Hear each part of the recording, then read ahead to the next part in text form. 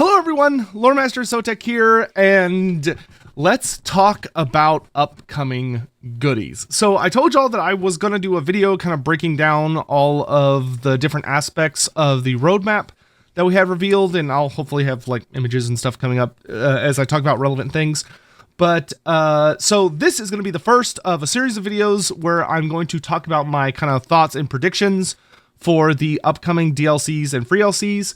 I will note that we do kind of have a bit of a, almost not a stealth drop, but what kind of feels like a stealth drop. I've heard that we might have some kind of event coming up, Games Workshop related, towards the end of the month. I think the Skulls event is coming up in the near future.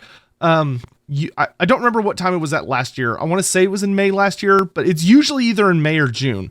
But I believe Skulls is coming up in the near future, which probably has to do with the bonus legendary hero that we are getting later this month.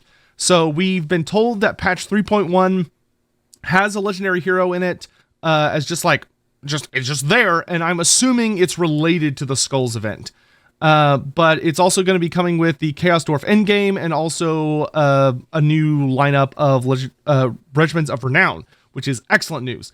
As far as who the legendary hero is, I have no idea. There is nothing to base it on. There's no hints, which some of the legendary heroes we'll be looking at in this little series do have hints about them from Creative Assembly, but this one, there's nothing. They didn't give us anything. The only thing I can potentially work on is that it's related to the Skulls event, maybe, but traditionally that's not always been the case. As far as like the Skulls event does not always have something for it that is directly related to the Skulls event. And even if it was, Skulls could be goddamn near anything as far as Total War is concerned, because everything has skulls. So it could be anybody, honestly. It's probably not a Chaos Dwarf character because they just got their DLC and they also already have a legendary hero. Hopefully it's a race that doesn't have one yet, or doesn't have at least like a traditional one yet. So kind of, I really have no idea who it could be. There are tons and tons of options. Like if you're looking at Skaven, it could be like Squeal Gnawtooth, the Packmaster character who has like a rat wolf creature that follows him around. For the Lizardmen, it could be Chakhox, the Eternity Warden. He would be super badass. It's just like the ultimate bodyguard. For the Empire, it could be maybe Ludwig Schwarzhelm, the bodyguard of the Emperor, and also like the bearer of the Emperor's standard. He would be a beautiful model to have in the game and super badass looking. It could be anybody. It could be Shadowblade for the Dark Elves, the assassin character who shows up in the Dark Elf Vortex campaign back in Warhammer 2. It could be, for the High Elves, it could be Korhil, the White Lion, who is captain of the Phoenix Guard's bodyguard and also would have like a White Lion chariot, and I think would do really, really good as a hero because we already kind of have a White Lion Lord in the I forget what his name is, but there's a character already in the game who was a Make-A-Wish thing, but he's functionally kind of a White Lion character, and he's a lord, so, and he can ride a White Lion chariot already, so he's kind of like Korhil but a lord, so making Korhil a legendary hero I think would probably be better. Then you've got for Wood Elves, maybe Scarlock the Hunter, like the super sniper character, so he's like a really badass super archer. I'm kind of just spitballing at this point. For the who else have I not done? For dwarves, maybe Joseph Bookman could be really, really fun. Give us the legendary brewmaster himself who kind of wanders around and could maybe provide like healing and some other cool buffs. If they do another like famous character from the Black Library novels, maybe it could be the Engineer Slayer, Malachi Mackeson. I think Malachi Mackeson would be an awesome legendary hero. You have a Slayer who also has a gun, but he has like engineering type focuses while also being like a Slayer and bringing that fascinating dynamic to things. I honestly think Malachi would be better as like a Regiment of Renown type focus, like captaining the Spirit of Grugni, Thunderbarge, or maybe like as a member of the crew on the Goblin Hewer war machine. Could be really fun ways to interpret him. It could be Grim Burlickson, the engineer character, though we do have some hints that make me think that Grim Burlickson or Joseph Boatman are a legendary hero coming up for the dwarf patch, because there's actually a little bit of a hint about that we'll discuss in a little bit. But anyway, I am going to refrain from going from every single race and guessing someone. Otherwise, this video might drag out a little longer. But there's so many things it could be. You know, it could be a Cathay character. That would be really interesting. Cathay or Kislev could be a lot of fun. You know, maybe like Shi Hong, the master artificer of Nangao, who is said to have his own personal flying ship that he cruise around to. Granted, I could also see him being a legendary lord, but he'd also make a great legendary hero. Anyway, that's enough on that. So, very excited to see who that's going to be. That's coming up in the future. What this video is actually about is patch 4.0. So patch 4.0 is the Shadows of Change DLC. So this DLC we know features Tzeentch versus Grand Cathay versus Kislev. As far as the we don't know exactly what like the story to do with it is, but we know this comes with a lot of really cool things, which is that there are race updates for Tzeentch, Cathay, and Kislev, which is going to probably, hopefully, continue improving on their tech trees, their mechanics. Hopefully, personally, I'm really, really hoping, as far as mechanic updates goes, for me, the two big ones are Cathay's caravan mechanic, I think needs to be updated so it's on par with the Chaos Dwarfs. I much prefer the Chaos Dwarf caravans to the Grand Cathay caravans because the events tend to be more fun for the Chaos Dwarves as well as the rewards. Where the Chaos Dwarves, you get super badass fancy items and you get a unit when you get to the end, which is so much more interesting. Cathay, currently you get heroes as an event reward, but I don't like the Cathay heroes because they don't do anything. They don't level up. They don't have traits. They're very, very basic, which is dumb. I think if you're going to give me access to those heroes, that's fine, but give me full access to them. Give them a skill tree that allows me to level them up and make them like better as I send them on more and more caravans, or make them into, you know, just make them fun, but more importantly, give me units. The units are so much more impactful and so much more interesting. Make it where if I send a caravan to Altdorf, I can get a unit of like Demigriffs or Reichsguard, or make it where if I send a caravan to Karasakarak, I get a unit of Hammerers or Ironbreakers. Like that would just be so much more fun and interesting than the current system. I also really hope they open up more slots for where Grand Cathay can trade to Immortal Empires. Currently, the cutoff as far as how far you can go to the west, I believe, is Marienburg. I would really like to see Cologne be added. So there's a Bretonia location, and also Lothern. I think Lothern getting a trade post, because the Chaos Dwarfs can go all the way to freaking Nagaroth. So I think that the Cathayan should absolutely be able to go to Ulthuan, in my opinion. Like that should not be hard to pull off at all. But anyway, enough on that. When it comes to Kislev, as far as their mechanic update is concerned, I think for me personally, I would think most people agree it's the supporter system. Right now, you have this unique resource being supporters, and it's not sanctity. I forget what it's called, but the resource that you get to buy supporters and activate the invocations of Kislev, that resource, you earn it by fighting against the forces of chaos and also through events. Currently you spend it in your tech tree, you spend it building buildings, and you can spend it garnering supporters or messing with your enemy supporters. I really would like to see more ways to interact with it. Like maybe being able to use it on something equivalent, like more than just the invocations, but maybe be able to use it to get various like temporary buffs on your armies. Like your specific armies could be fun, where you select an army and you're able to utilize a buff on them that improves a certain stat line for a while. Or maybe it gives you, maybe you could spend it to get like an immediate bonus in money or something, but there's got to be more to do with that resource. I also am really interested to see what they're going to do with that kind of that race mechanic with the new Kislevite character. Because, you know, right now it's so pigeonholed as Kostaltin versus Katerin. Like, even with Boris, you don't actually participate. You can just support one of the two of them.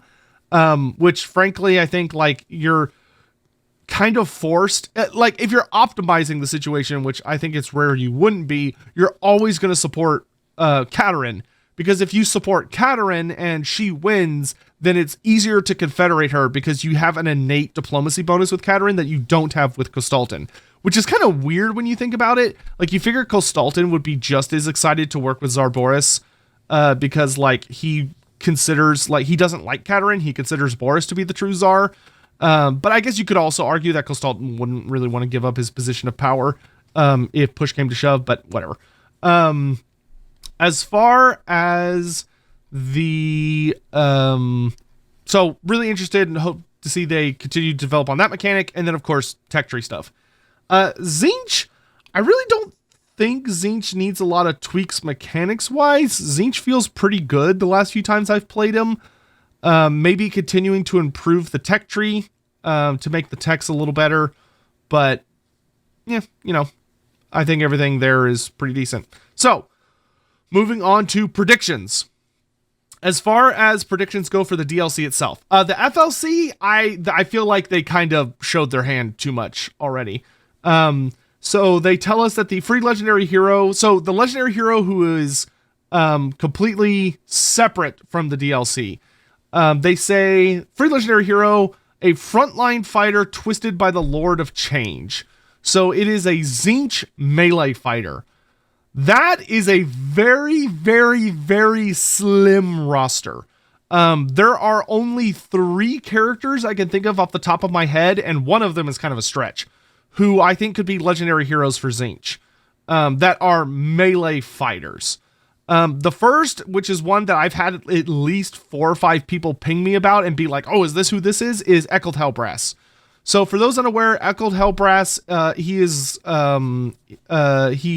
is a powerful warrior of Tzeentch that is actually pretty well beloved by a lot of the older fans who were around for like the older lore, or who've just like read through characters and wanted to find someone kind of unique.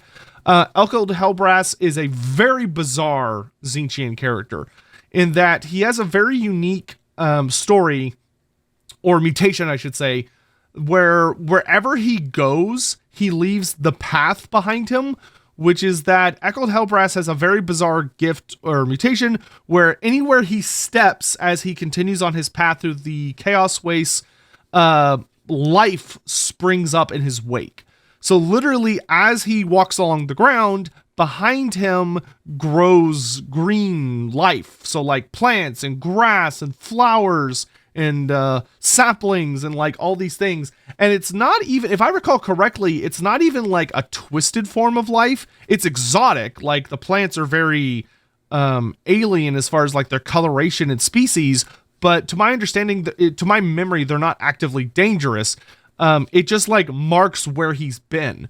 So like there's this whole thing of you always know if you've crossed the path of Echoed Hellbrass, because you will literally see on the ground this path of plant life, like seemingly out of nowhere.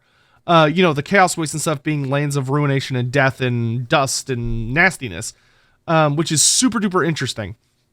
And that would be very easy to implement in Total War, in that there are already lots of characters in Total War Warhammer who leave trails behind them, where like the Lords of Change, a lot of the Tzeentch characters have like weird tentacle fire stuff that follows them around. Archaon leaves a fire trail. Cetra leaves, you know, his fire trail on his chariot. A lot of stuff like that.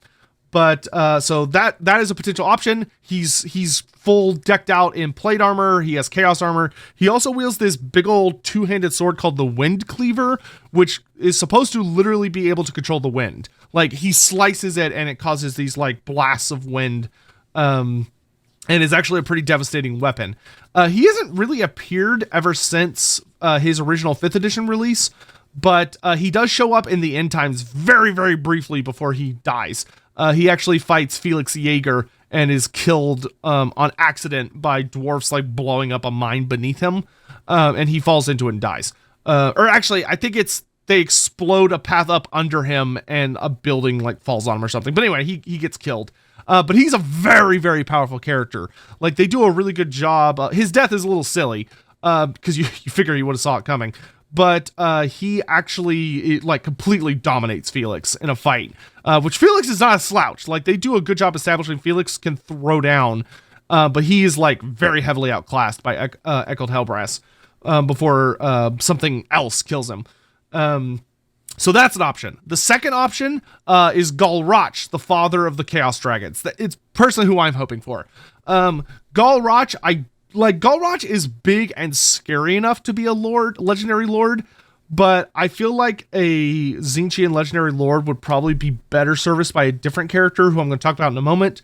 But Galroch to me is another very notable option in that he is a frontline melee fighter, being a giant two-headed chaos dragon who can cast spells from the Lord of Tzeentch. He's said to be a very, very powerful caster because he is literally part Lord of Change.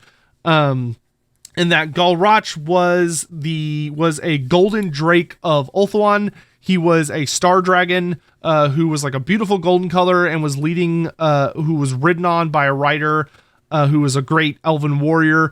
And the two of them fought against the demons of chaos quite a bit during the Great Catastrophe. But there was one notable battle where they were battling against this Lord of Change, and the Lord of Change ends up killing the rider. And Galroch was like very deeply close to his rider. They were very close friends. And so when his rider and best friend is murdered by this Lord of Change, Galroch goes into a frenzy and kills the Lord of Change by devouring him. But bizarrely, the Lord of Change does not attempt to defend himself or flee. He just kind of like stands there and waits while Galroch comes down and devours him and kills him. But turns out didn't actually kill him, and it's what the Lord of Change wanted to happen. Because when Galroch devours him, the Lord of Change had instead prepared a spell that allows him to basically invade Galroch's body from within. So he possesses Galroch's body, and the two of them start fighting for control over the body, and it ends up leading to Galroch's head splitting down the middle. So Galroch's head and neck splits, and he becomes the first twin-headed chaos dragon of Tzeentch. And he one of his heads is the Lord of Change, essentially, and the other head maintains his original personality. I can't remember if his head splits or if another head. I don't think it's like his head splits in half. I think it's like another head and neck like split off of his original one, if I recall correctly, because one of them is like super nasty and muscly looking, and the other one's more of like an actual dragon head, like it's his original head. So they're constantly wrestling for control. The Lord of Change is in control 95% of the time. But every once in a while, the actual Galroch will break through and gain control. And when he does, he starts attacking the other head and his body. Like, he starts basically trying to kill himself because he hates what he's become. But he's never succeeded, unfortunately for him. So Galroch, really big, scary character. I think as far as legendary heroes go, he would be terrifying. He would be much more on par with Ariel and Lord Croak. Less on par with the other legendary heroes, who tend to be much smaller in stature and like effect. I think he would probably be like less of a support character, kind of like when I think legendary heroes, you know, you kind of have your characters who are more there to buff your army, more like Gorda's Backstabber for the Chaos Dwarves, and then you have characters who are like beasts, like they show up and they just start kicking ass, like Ariel. And I would put Galroch as more of that category. Whereas Eckhard Hellbrass, I think, would be more of a buff-centric character who acts kind of like Krell, you know, where he's a beat stick. I really think those are the two most realistic options for that free legendary hero slot. There's nobody else I would really consider a frontline fighter. We're going to talk about some more Tzeentch characters in a minute, but like Egrin von Horseman, I feel like is going to be a legendary lord for sure. And we'll talk about him more in a bit. And then there's the Changeling. Wouldn't really consider him a frontline fighter. The Blue Scribes are definitely not a frontline fighter. And that's really it. As far as like big important characters. I'm sure there are a ton of other Tzeentch characters. Tzeentch has the most characters as far as like in the background narrative. Because he has by far the most importance. But that, I would say that's like the realistic roster. So anyway, free LC hero, it's either Echoed Hellbrass or Galrach. Let me know which one y'all think would be better, and why. So, on to the actual DLC itself. As far as the DLC concerns, I must say, when they initially came out with the Chaos Dwarfs and they said all future DLCs for the foreseeable future are 3 Legendary Lords and a Legendary Hero, this is not what I thought they meant. I thought they meant all future race packs were going to be 3 Legendary Heroes, or 3 Legendary Lords and a Legendary Hero, which was kind of like, oh, like, I'm okay with that. Like, but I understood why other folks were not okay with it because we were going from 4 down to 3 with a hero. To me, that's equal in value, but to others, it is not. But that's literally as far as I thought that was going. I did not realize that meant all future DLCs as far as, at least for the foreseeable future. So the fact that this quartet, which I'm assuming it's a quartet, with each one having a dark god versus 2 other races, the fact that we have Lord packs that are 3 Legendary Lords and a Legendary Hero, oh, that is a very pleasant surprise. I was genuinely not expecting this at all. I was hoping for just a regular Lord pack of like Kislev versus Norska or something like that. The fact that they are 3 races, so 3 races are getting updates, is fantastic. I really hope, though, that this means that they continue to have the same level of quality at minimum. So, like, 3 to 4 units. And I'm going to assume this for my prediction, that each one is going to have 3 to 4 units and a Legendary Lord. And then there's 1 Legendary Hero who one of them gets. Or is at least related to the DLC in some way. So, for Tzeentch, so Shadows of Change for me sounds like it's going to be a lot of like sneaky backstabbing or like very agent heavy stuff. So I think there are 2 realistic possibilities for the Tzeentch Legendary Lord. And for my money, I think it's going to be Egrim von Horseman. I think Egrim von Horseman would be by far the most logical choice because he is the cult master. Egrim von Horseman is the head of the Purple Hand, which if you play the Warhammer Fantasy Roleplay series, and you've been playing The Enemy Within, or you just play the series in general, you will know that name. You'll be like, oh my god, the Purple Hand. The Purple Hand are by far the most powerful and influential chaos cult in Warhammer history. There is no other cult that comes anywhere close to the Purple Hand. They are a huge deal if you study the lore and the narrative, and they are massive. They are by far the largest cult there is, the most powerful cult there is, and they have a lot of really significant influence within the Empire and beyond. But, and Egrim von Horseman is their overall big boss. He doesn't show up in The Enemy Within unless you, as a GM, want him to. There are actually rules for that included in the Storm of Magic supplement, which you can check out, random aside. But generally speaking, he doesn't actually appear in that storyline. But he is an incredible character. Egrim von Horseman, he has his own Black Library novel out. That's an excellent read. But he is a man who is so incredibly good at, like, cloak and dagger and stealth and politics and cults that he was a chaos cultist before he became an Imperial wizard. A lot of the time, a lot of people know those basics of his story, where he was a member of the Light College. He even ends up becoming the patriarch of the Light College. So like how Balthazar Gelt is the supreme patriarch, but he's the patriarch of the Gold College. Egrim von Horseman was a borderline contemporary of Balthazar Gelt. I believe that Egrim von Horseman had already been outed as a cultist by the time that Gelt was in the colleges, but they might have been there at the same time.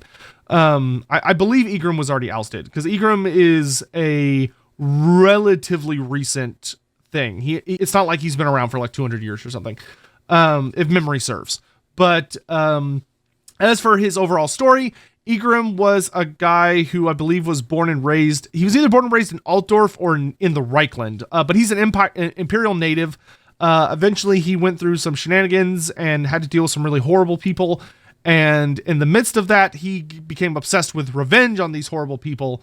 And he ended up making a deal with Tzeentch, though he did not sell his soul. He was very, very careful not to do that. His goal was basically to use Tzeentch to accomplish his own revenge and personal objectives, and then as soon as he was done, to escape and leave it all behind and go live his life and not owe anything to the God of Change. So, as the story plays out, he infiltrates the Light College as an acolyte or initiate, works his way up through the Light College, and eventually ends up becoming the patriarch of the Light College, before he is eventually exposed by the Grand Theogonist and the Witch Hunters.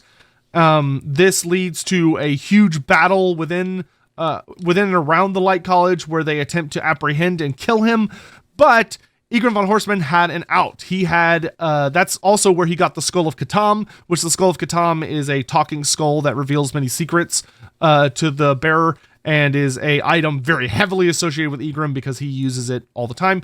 But the his escape plan was put into effect. And the escape plan of Igrim von Horseman was that he knew there, which everyone who knows the Light College knows this, there is actually a very, very important thing beneath the Light College, or contained within it, which is basically a vault where tons and tons and tons of very, very notable magical artifacts reside. And these magical artifacts, these are like all the most dangerous things in the world.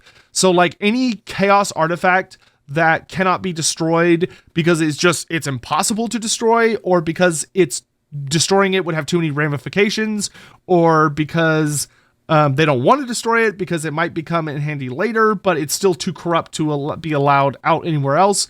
That is what that's what they store down there. And one of the things that was down there was a Chaos Dragon. Not just any Chaos Dragon, Baldros. So Baldros is a very, very terrifying Tzeentchian Chaos Dragon. He's technically one of Galrach's Get. He was captured during the Great War Against Chaos 200 years ago, and Baldros apparently is immortal. He cannot be killed. At least that's what they claim in Igrim von Horseman's book, because the book actually starts with a flashback about Baldros. Teclis could not figure out a way to kill him, nor could the original 8 patriarchs of the Colleges of Magic. So because they could not kill him, they contained him. And Baldros was one of the first things imprisoned beneath the College of Light. So Igrim von Horseman knew Baldros was down there, and as his escape plan, he fights his way down into the vault, and he springs Baldros loose. He breaks him out. And the two of them burst out of the Light College and fly north to freedom. At least that's what should have happened, but Igrim underestimated Tzeentch and Tzeentch's demons. And in kind of a final fuck you to Igrim, there is a demon who plays into a story, and the demon ends up basically saying the true name of Baldros, because Baldros is not his actual name, and not the dragon, the original dragon's actual name. And it causes the dragon noble spirit to kind of like wake up, and it starts attacking itself just like Galrach would. And during that, it breathes fire, if memory serves. It breathes fire, and Igrim is horribly burned because he gets caught in the fire breath. And so Igrim starts dying. And as Igrim lay dying, Tzeentch offers him a deal. He could either keep his soul and die immediately, or Tzeentch will save him from death in exchange for selling his soul. And Igrim von Horseman sells his soul. And in that moment, he becomes encased in Tzeentchian chaos armor and goes on to become the leader of the Purple Hand cult, as well as several other cults, and has been a terrifying nemesis to the Empire ever since. He also built the Silver Tower, which is a very, very important relic within the lore of Warhammer Fantasy, and also technically the lore of Age of Sigmar, though those Silver Towers are not the same Silver Tower. And he's like a really big threat, and Egrim von Horseman is constantly working to corrupt the colleges of magic, as well as other shenanigans. So I think he would be the perfect character, because he's all about that cloak and dagger of lurking in the shadows and trying to influence other nations. I cannot imagine that he would not be. I have to imagine he would be heavily involved with the cults of Grand Cathay as well. And we have a cult mechanic, but I think taking the cult mechanic to 11 would be the main focus of Tzeentch's Egrim's campaign. Really allowing his cult mechanic to be the best of the various Tzeentch characters, and he would make an excellent character to join the Mono Tzeentch faction next to Kairos, in that he would bring kind of more of a mortal focus to it, a very heavy focus on the cults, which are a mono god mechanic. They're not a warrior of chaos mechanic. So I think he would make the most sense for it, and would just have a lot of really cool mechanics. And eventually when you level him up enough, you unlock a big bad chaos dragon mount, which would be a lot of really cool fun. He also would bring a chaos dragon actually to the Mono Tzeentch faction, which they don't have access to normally. The only way, they do have access to it, no, they don't, because you cannot get an undivided character with Tzeentch. So yeah, you actually can't get Chaos Dragons right now. So I think he would be a lot of fun, because he would bring the Tzeentchian Chaos Dragon to the Tzeentch race, which would be a lot of fun. Maybe with Tzeentch you could get like you could get a Chaos Dragon mount for your Tzeentch Sorcerer Lord, but you could also get maybe just like unridden Chaos Dragons. So as far as other potential legendary lords, there's also the Blue Scribes. If they decide to go the Herald route, there is at least a single special character Herald for every god. For Tzeentch, it is the Blue Scribes. The Blue Scribes are two blue horrors, interesting enough. They're not pink horrors, they're blue horrors, that ride on a giant disc of Tzeentch with a bunch of like books and scrolls and stuff. And their job is to run around collecting all magic ever. Their goal is to learn every single spell in existence, because every spell is considered to be a fragment of Tzeentch. And if they gather every spell in existence, that will allow Tzeentch to basically power up to Super Saiyan mode and become like the ultimate version of himself. However, jokes on the Blue Scribes, their task is literally impossible, because people are constantly creating new spells all the time. Because that happens a lot on purpose and on accident. There are a lot of people who purposefully create new spells through careful research and planning or whatever, but there's also a lot of people who accidentally create new spells because they misspeak. So they maybe they say one of the syllables of the spell wrong, or they screw up a particular component. That's technically a new spell as far as the Blue Scribes are concerned. So their job is literally endless, because they're constantly running around trying to collect all this information. They have a very, very fun mechanic in tabletop where they cast random spells. So because the goal is, their names are Zeriupt and Piterik, something like that. Their name is an anagram, so you flip it and you reverse it to get the other demon's name.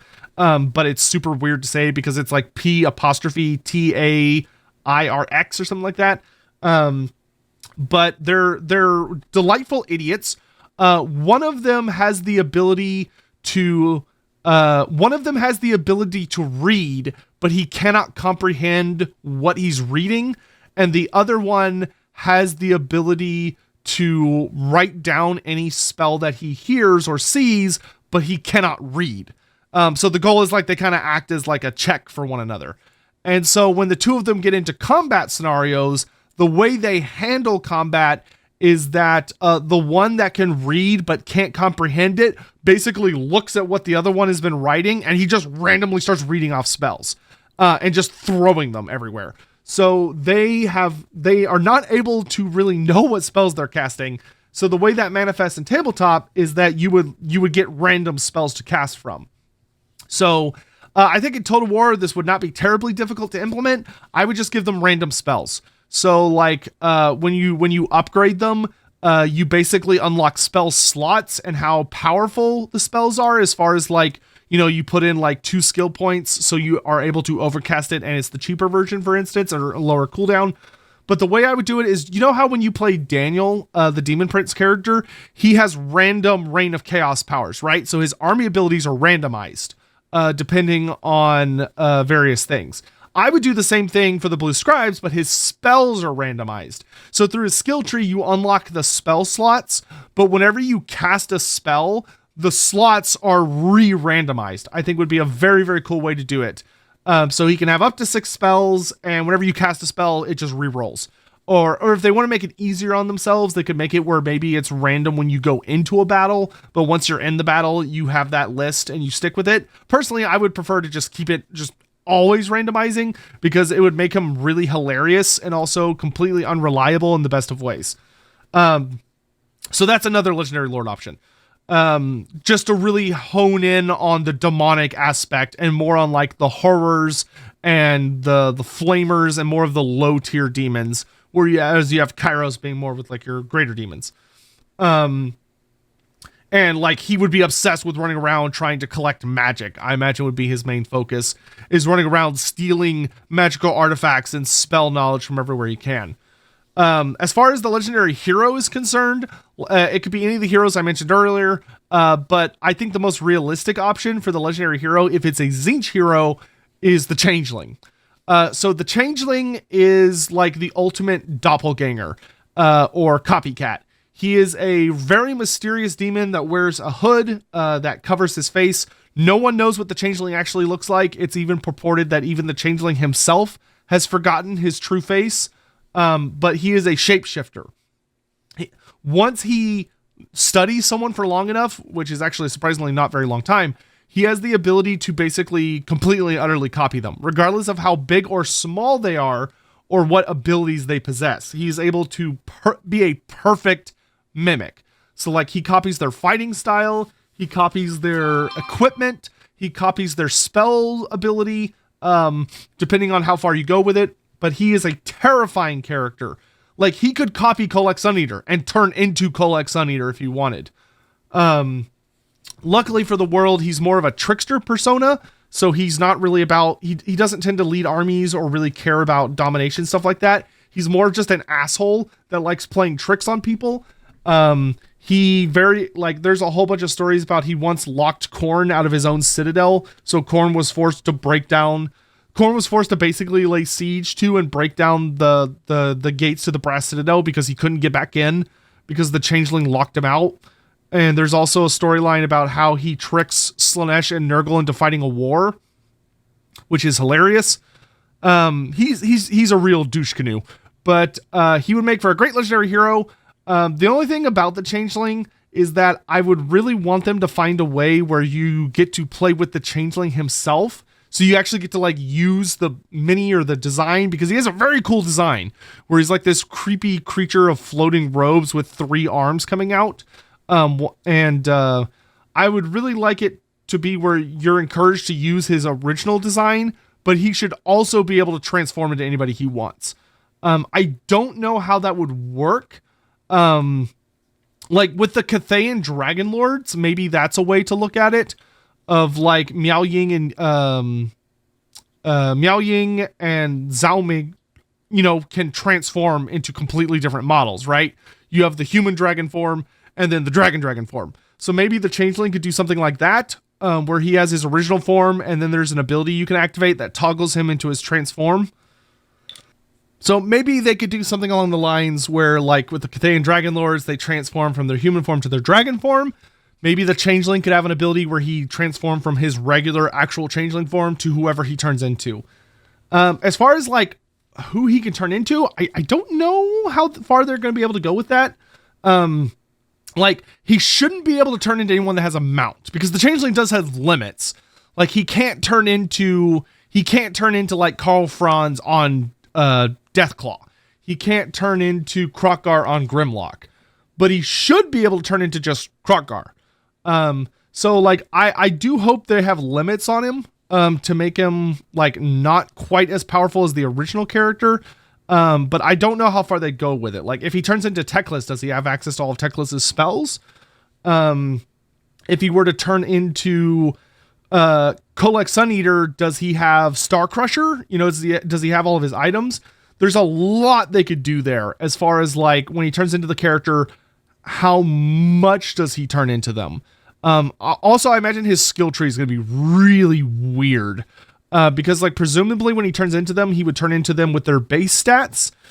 Well, actually, I guess no, his skill tree wouldn't be that weird. Because you would turn into them with their base stats, and then you also get his skill tree bonuses on top of it. So, never mind.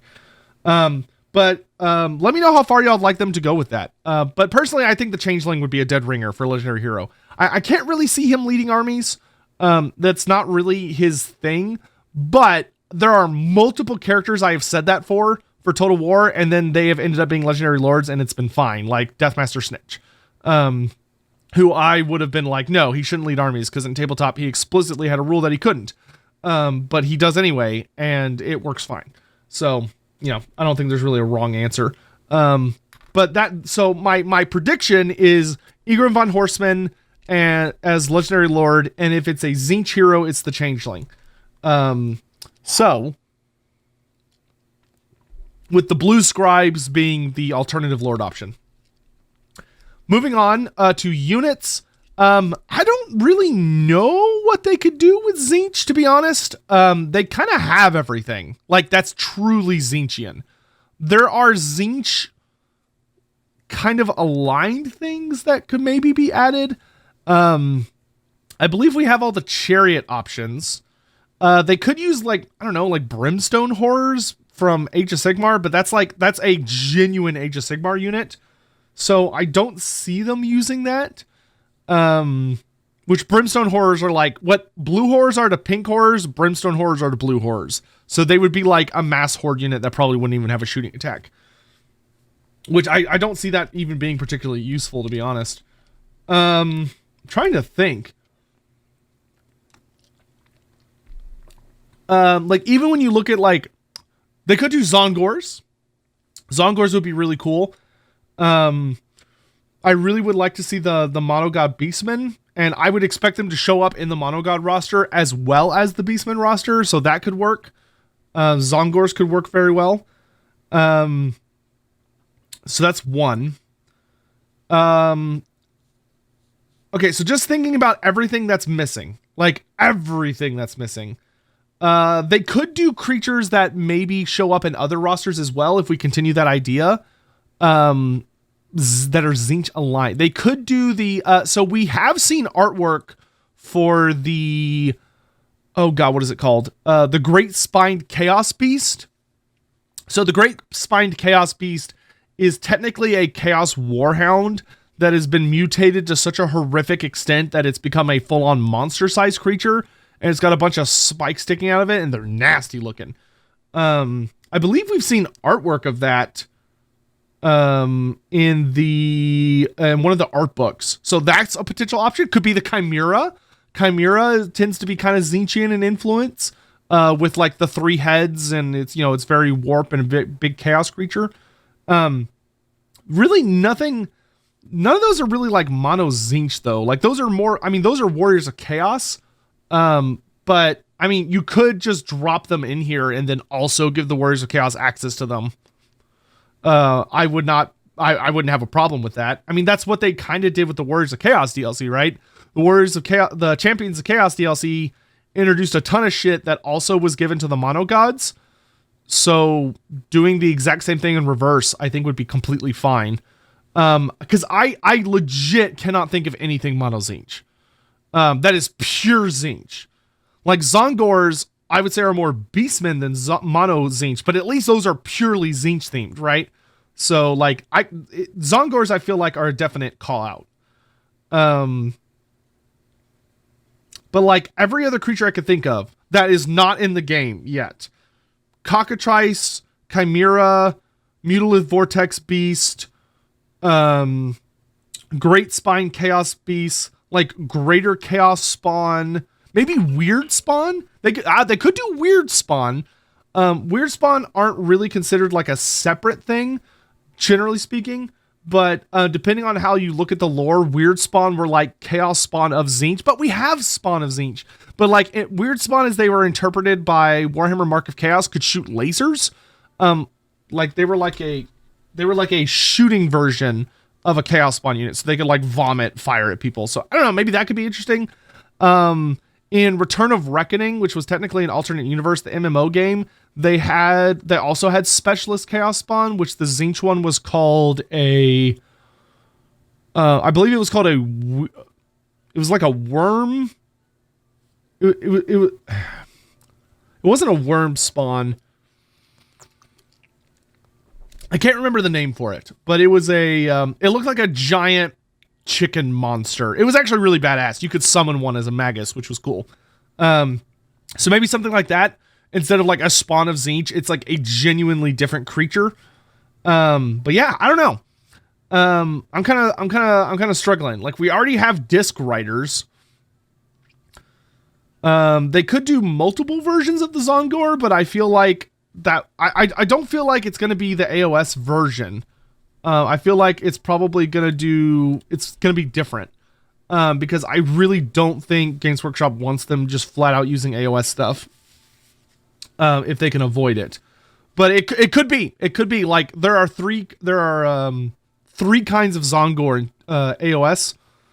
There's the regular ones on foot that have I think like swords and shields or great weapons. Then there's the Zongor enlightened, which ride on discs. So they ride on discs, and one variant has bows and the other variant have great swords. And then there's also Zongor Shamans, which are a new hero type. So that would be really cool, actually. If we got a new character. Though, if we got new lords for Tzeentch, I think I would actually really like a Chaos Lord of Tzeentch, like a melee variant. Having like a big, sexy sword and board would be really cool looking. But maybe for the hero, a Zongor Shaman could be really badass. I think that would be a lot of fun. So that's Tzeentch. Really struggling on that one, to be honest. Cathay. So Grand Cathay, to Dragonchild or not to Dragonchild? Because it's the Shadows of Change, I'm thinking it's very yin focused. It probably is going to have to do with the Dragon Empress and like the more sneaky elements of the roster, kind of like the more like agents and assassins and stuff like that. None of the dragon children that are still in the game really strike me as yin focused, but one of them has to be. So it's probably Yin, if I had to guess. Like, Li Dao is so heavily yang, it's not even funny, while Yuan Bo is probably the most balanced of the dragon children. Though he also seems very, very close to Dad. Because Yuan Bo is constantly dealing with this Dragon Emperor and also kind of rules in his stead as the Grand Administrator. So I would say it's probably Yin would be my guess. Yin, like the head of the Jade Fleet, I think she could have like a really interesting like start position. Like she could start in Lustria or the Southlands and Immortal Empires to represent her naval invasion of those places. She's also very expansionist she is the most expansionist of the Dragon Children. So like when it comes to like conflicts outside of Cathay, she's the most likely. I think there's also a lot to be said for her as far as like, I think she'd have a pretty interesting lore focus, probably kind of a main mix of like the lore of Yin and Beast, because she is the Beast Dragon. But yeah, I don't know. It's going to be really, really interesting to see what they do with her. We know she's the Azure Dragon, I believe. So she's the blue dragon, but she's in charge of all the ocean stuff. It's going to be very, very interesting to see how that plays out. As far as units are concerned, the only units that exist in Cathayan lore, so we know the Onyx Crowmen are definitely going to happen. If it is yin focused, the Onyx Crowmen are talked about a lot in the loading screens, and they are the agents of the Dragon Empress, who is Yin. I mean, her name is literally Kuei Yin. So I would very, very, very much expect for the Onyx Crowmen to be a unit. As far as how they'll be implemented, I don't know. Hopefully they'll be terrifying birdmen monsters in a unit, but I don't know what they would wield. Like, I don't know if they would wield spears or giant swords or claws or like, I don't see them being very tanky because they're meant more as like the secret police force. Like, it said they show up and flock around people's homes and then those people disappear. And they're supposed to be like pretty intimidating. So I'm thinking maybe like spears or like large two-handed weapons in my mind. So definitely them.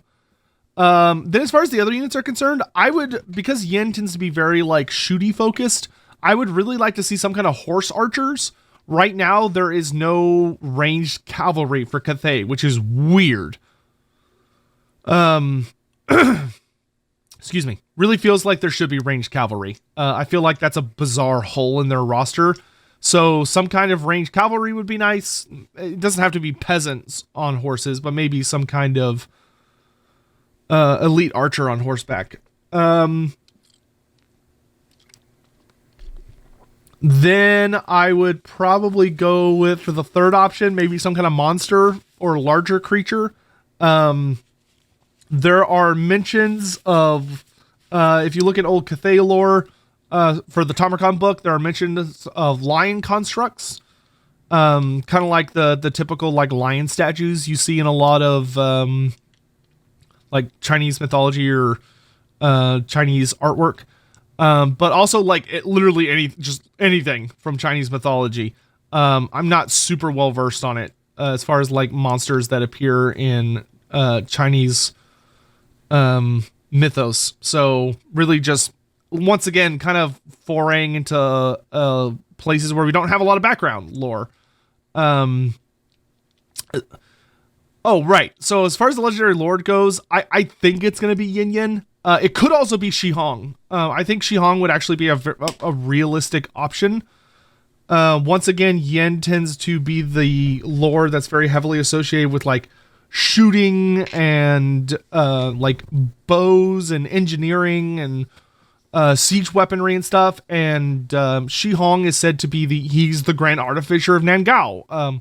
He is like the biggest, baddest creator of war machines and artifice in the Empire, or well, the Cathayan Empire, which would make for a fun character. I could also see him being the legendary hero, though. So I think for my prediction for Grand Cathay, I would say Yin Yin as the legendary lord, Shi Hong as the legendary hero. So for my predictions for Cathay, I would have to say Yin Yin for the legendary lord, Shi Hong for the legendary hero, Onyx Croman for sure, and then either some kind of mounted archers or like new guns, maybe like guns of a different type, though I'm not really sure what's left to do on that front. And then maybe some kind of like lion statue would probably be my guess. More constructs like the Terracotta Sentinel would be cool. Though like more animalistic. Then last, but certainly not least, is Kislev.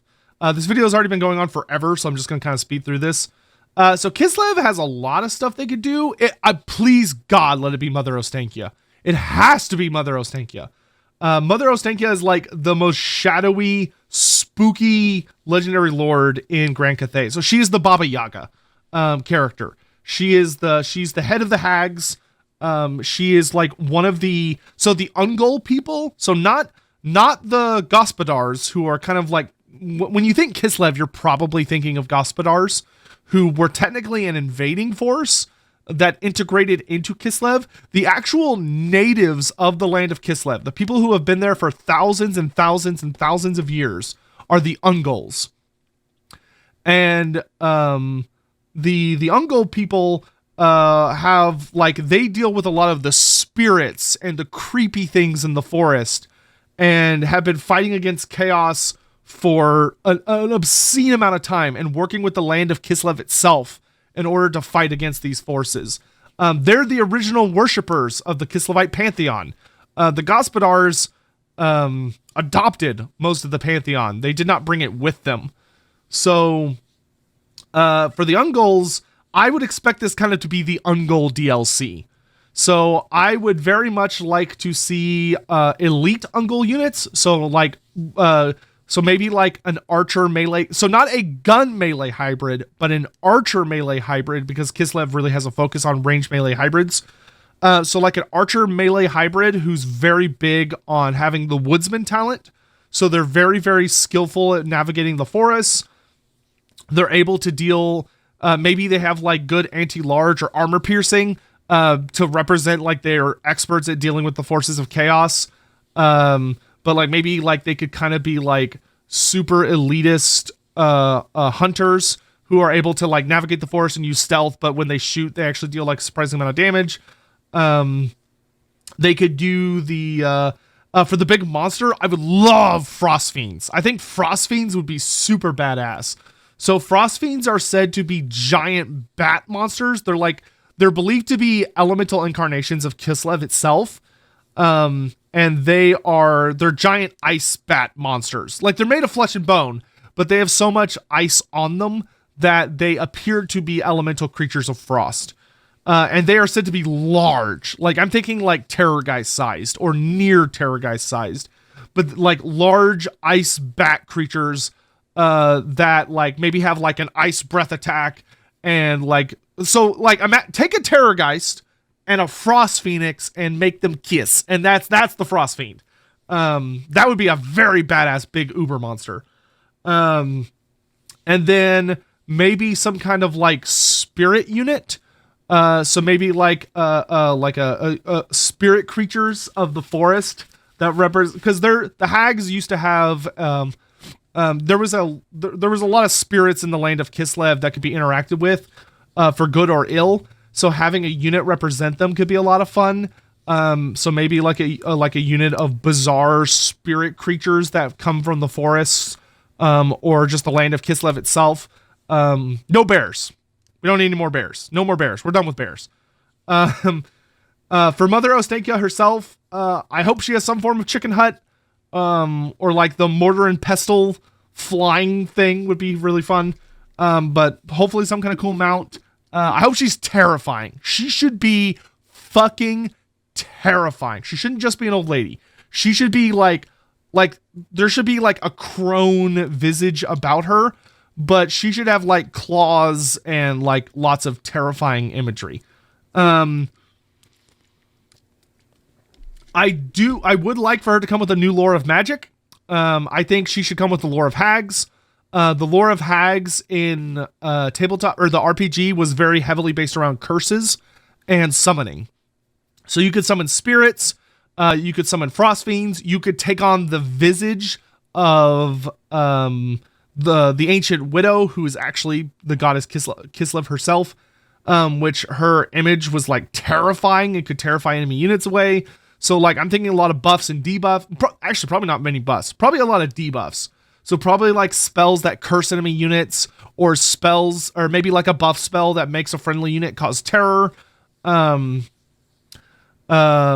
then probably summons. So like the ability to summon a frost fiend, like Transformation of Caden would, a manticore, or a spell that summons a unit of spirits to attack people. Stuff like that would be really cool. For new lords and heroes, hags. Give me a hag mother lord and a hag witch hero. Cool. Anyway, that does it.